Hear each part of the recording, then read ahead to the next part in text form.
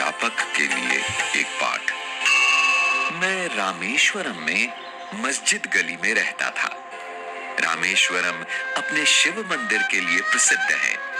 रोज शाम को मस्जिद से घर लौटते हुए मैं मंदिर के पास रुकता। यहां मुझे कुछ अजीब सा महसूस होता था, क्योंकि मंदिर जाने वाले लोग मुझे शक की निगाह से देखते थे। शायद वे हैरान होते थे कि एक मुसलमान लड़का मंदिर के सामने क्या कर रहा है।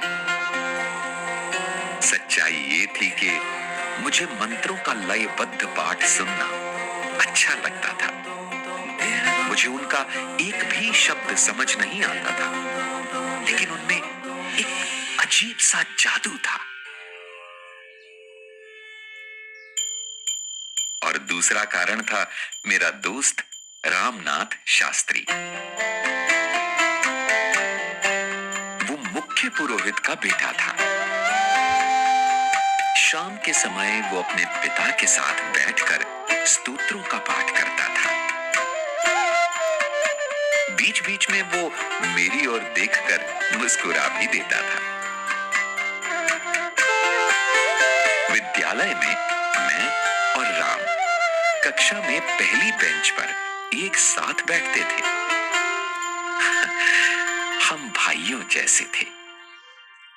बस वो यज्ञोपवीत पहनता था और हिंदू था, जबकि मुसलमान होने के नाते मैं सफेद टोपी पहनता था। जब हम 5वीं कक्षा में थे, तब एक दिन एक नए अध्यापक हमारी कक्षा में आए। वे काफी सख्त मिजाज दिख रहे थे।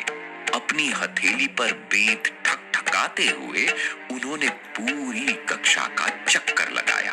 आखिर वे हमारे सामने आकर खड़े हो गए और चिल्लाकर बोले, ए सफेद टोपी वाले, तुम्हारी हिम्मत कैसे हुई पुरोहित के बेटे के पास बैठने की? चलो फौरन सबसे पिछली बेंच पर जाओ।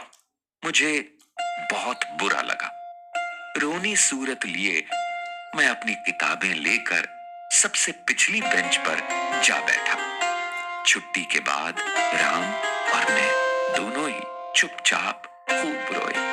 हमें लगा कि हम कभी दोस्त नहीं रह पाएंगे। उस दिन जब मैं घर लौटा तो मेरी सूरत देखकर पिताजी बोले, तुम रो रहे थे, क्या हुआ बेटा?